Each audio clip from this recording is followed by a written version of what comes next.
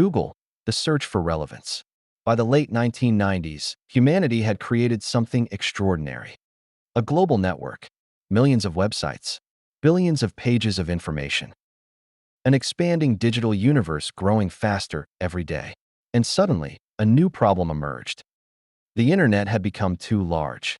Not too large to build, too large to navigate. Information was everywhere. Finding the right information was becoming increasingly difficult. Imagine walking into the largest library in human history. Every day, thousands of new books appear. There is no universal catalog, no reliable guide, no efficient way to know what matters. The challenge of the internet was no longer access. The challenge was relevance. And inside Stanford University, two graduate students believed they had found a better way. If Yahoo helped organize the early web, it succeeded because the internet was still manageable. Humans reviewed websites. Humans categorized websites. Humans created directories. For a time, this worked remarkably well. But success created a new challenge. The web kept growing. Thousands of pages became millions. Millions became tens of millions. Soon, hundreds of millions. No team of editors could keep up. The internet had become too dynamic for manual organization. A different solution would be required. Not more people. Algorithms. In the mid-1990s, Larry Page and Sergey Brin were graduate students at Stanford University. Like many important Silicon Valley stories, their work began as research. Not a startup. Not a business plan. Not an attempt to build a global technology platform. A research problem. How do you find useful information on an increasingly massive web? Many search engines already existed. Archie, Lycos, AltaVista, Yahoo Search. Google did not invent search. But Page and Brin believed search could be dramatically improved. Most search systems focused heavily on keywords. If a page contained certain words, it appeared in the results. Simple, logical, limited. Because not all information is equally valuable. Some pages are trusted. Others are ignored.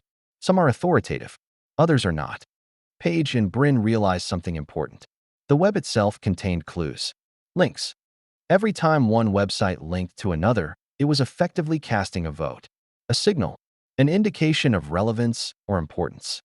What if those signals could be measured? What if search engines evaluated not only what a page said, but also how the broader web responded to it? That idea became PageRank, and it changed search forever. PageRank wasn't magical. It didn't understand human knowledge. It didn't understand truth, but it often produced more useful results. Users noticed. Search results felt more relevant, more consistent, more valuable. And because the system relied on algorithms rather than manual categorization, it could scale alongside the growing internet. This mattered enormously. The web was expanding too quickly for human organization. Google's approach allowed search to expand with it. For the first time, finding information felt easier than getting lost in it. The company itself followed a pattern we've seen repeatedly throughout Bay origins. University research, technical breakthrough, startup formation, venture funding, global scale. The formula was becoming familiar. Stanford generated talent. Research generated ideas. Investors supplied capital. Entrepreneurs built companies. Google emerged from the same ecosystem that had produced Hewlett-Packard, Intel, Cisco, and countless others. Yet its impact would prove unusually broad, because nearly everyone who used the internet needed search. In one of Silicon Valley's favorite recurring themes, Google initially operated from a rented garage in Menlo Park. The garage has become a cultural symbol, not because garages possess special powers, but because they represent something deeper. The idea that world-changing companies can begin with small teams solving difficult problems. Google's origins fit that pattern perfectly.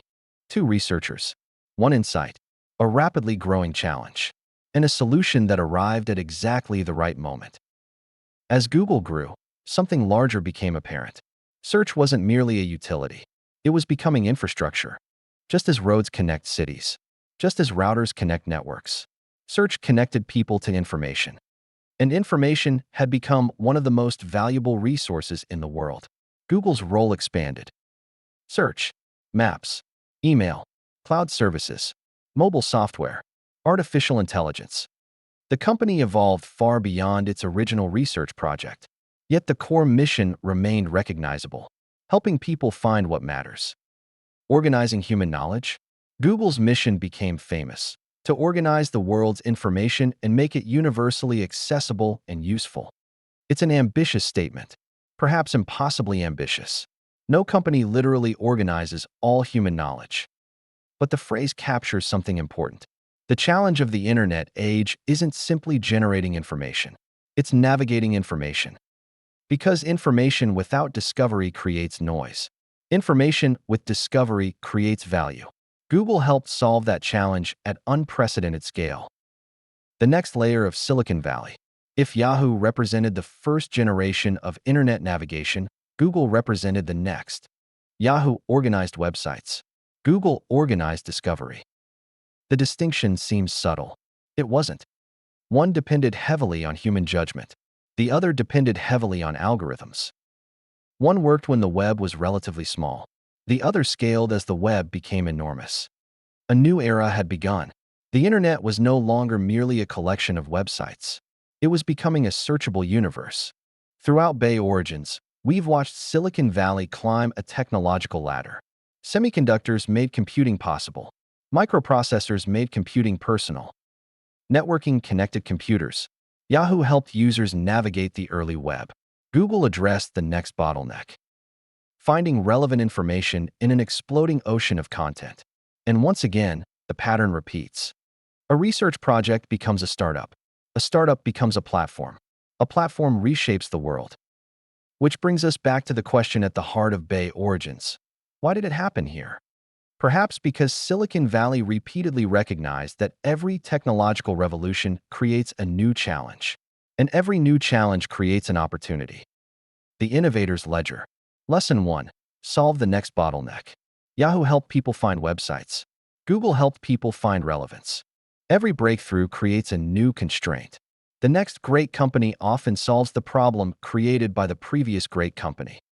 Lesson 2. Scale changes everything. Human-curated directories worked at one scale.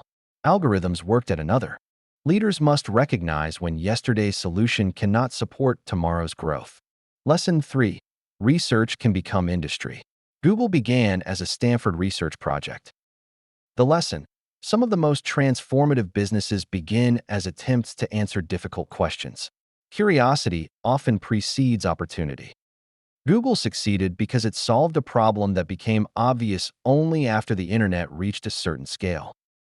What rapidly growing trend today is creating a problem that most people haven't fully recognized yet. The internet gave humanity access to information. Google helped humanity find it. A research project became a company. A company became a platform. A platform became part of daily life for billions of people. And once again, the story began in the Bay Area. Not with certainty, not with inevitability, but with a question and the search for a better answer. This is Bay Origins, birthplace of the future.